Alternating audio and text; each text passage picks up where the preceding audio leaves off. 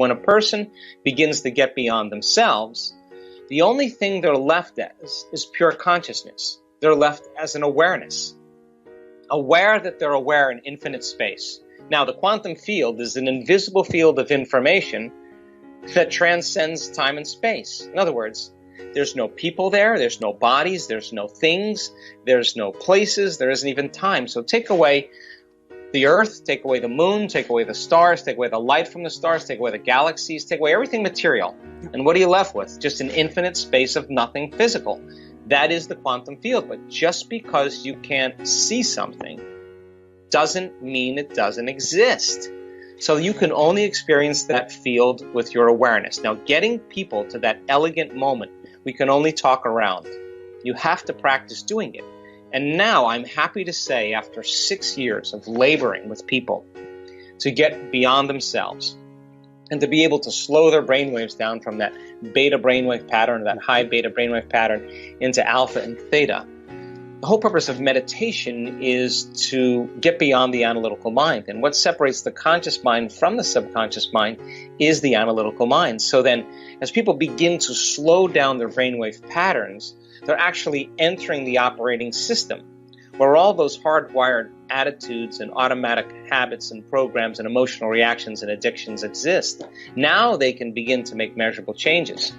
So then if you take a group of people and you work with them to get beyond themselves, there's going to be an enormous amount of chaos that's going to be created in the brain and the body, and they're going to want to quit, and they're going to give up, and they're going to get frustrated. But if I give them another opportunity, they're going to do it again. If I give them another opportunity, sooner or later, they're going to finally surrender. And when they do, they're going to connect to that field. And it's the most familiar, unfamiliar feeling you'll ever have.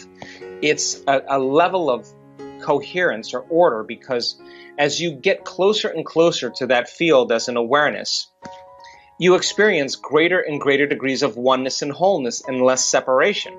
So if you feel less separate from your dreams, then you feel like you already have them. You're no longer in want or lack. You feel whole. And when you feel whole, you can't want because you feel like you have everything. And that is the perfect place to create from. And so we've worked, Michael, so hard in helping people to get to these points. And I'm so happy to say that when we're doing these week-long events now, I never, ever in my life thought I'd be witnessing what I'm witnessing in terms of changes in health and mystical experiences. And you can't tell me now you're too old to do this. You can't tell me that now. You can't tell me you're too sick to do this. You can't even tell me that, because I've seen all kinds of ages and all kinds of sick people really reverse some very serious health conditions. You can't tell me you had a turbulent past and you can't change, because I've seen some people with some really turbulent pasts get beyond it. I've seen people that were out of shape, overweight, underweight, vegetarians, carnivores. I've seen it happen in all different sizes, shapes, and people. And the beauty behind it is that it's inclusive, and it's happening more and more.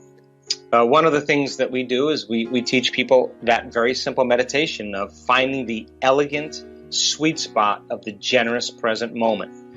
That when they get beyond their body, their environment, and time, and they become pure consciousness, they have to be in the present moment to do that. Now, there's a formula for that as well. And if you can go and check out some of the meditations, but we teach people the basis of how to get there.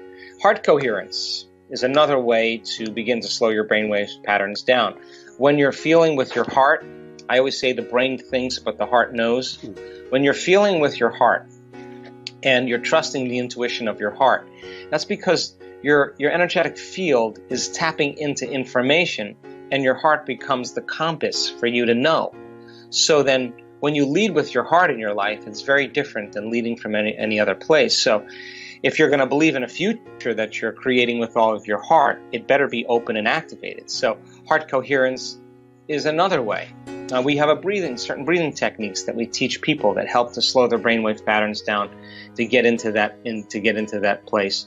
But I mean, there's many ways to go about it. But the key is that you do it, because if you don't do it, you're probably not going to experience the benefits. And just like any skill or any habit, in the beginning it takes a lot of conscious effort, but then once you get good at it, then you can do it automatically. And we have people in our work that we've measured their brain wave patterns. They can change their brain waves in 4 seconds, 5 seconds, 9 seconds, 12 seconds. It's not like, hey, I'm getting to the quantum field before you. It's more like, I know how to do this.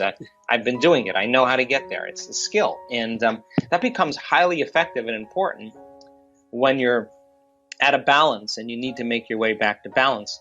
Our community just naturally says, excuse me, I'm going to take a few moments and get centered here. You have to come up against the end of your emotional belief. You have to come to the very point where you don't think you can go any further, that you've reached the end and you don't believe that there's anything beyond that. And then you have to step out a little further and go a little further than where you thought you could go. Every time you do that, something awakens in you. You have more respect for yourself. You have more respect for life. You have more respect for others because you realize that change isn't that easy. You start to feel this kind of sense of peace and compassion because you've come up against your own limits and you're stretching yourself beyond those limits. So then when you finally free yourself from the chains of those emotions and those habits that keep you anchored to the past, there's a liberation of energy. And that liberation of energy is the body going from particle to wave, from matter to energy. And that energy that's being released, the body starts to feel what we call joy or love or freedom. And that is what I call the natural state of being. So you're not getting that joy or that freedom or that love from anything outside of you. There's nothing out there that's creating it. It's happening from within you.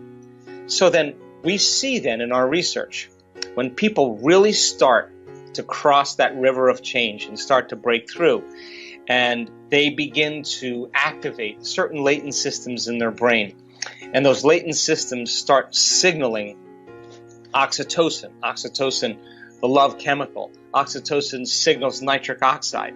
Nitric oxide signals a chemical that causes your heart and lungs to swell. Your heart literally is engorging with energy and blood, and it's literally swelling, and this center now is activated. So then, when you feel that, you're not going to want to lose that feeling. In fact, if you start judging another person, if you start getting impatient with another person, you'll notice that feeling will go away. You start analyzing yourself, that feeling will go away.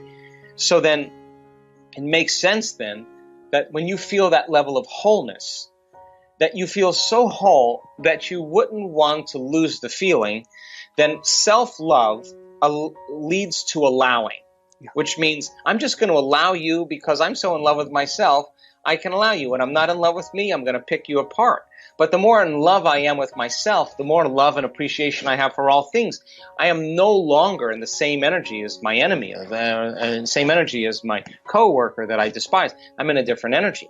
And then the side effect of allowing is called joy. So then if you're not judging or criticizing, then you're not dividing your energy. And if you're not dividing your energy, you're going to feel joy as a side effect. So then more and more people start to figure this out. In other words, if you spend 2 hours in a meditation, getting beyond your fear or your anger or your pain or your suffering, it took you 2 hours to get beyond it, and you feel the liberation of you getting beyond those limited states, I guarantee you would be walking around in your life celebrating, because that divine intelligence that's living in you, that's giving you life, is now expressing itself through you to a greater measure. So then you're in love with life because you're connected to life. And imagine how far you can go with this, because the more you connect to that field and the more you connect to that life essence, the more you're going to feel in love with life, because that's where your attention is. I guarantee you that if you did that every single day, you would be less likely to want to feel fear or pain or suffering or anger, and more likely to want to feel those elevated states. And you're not going to be relying on anybody to make you happy.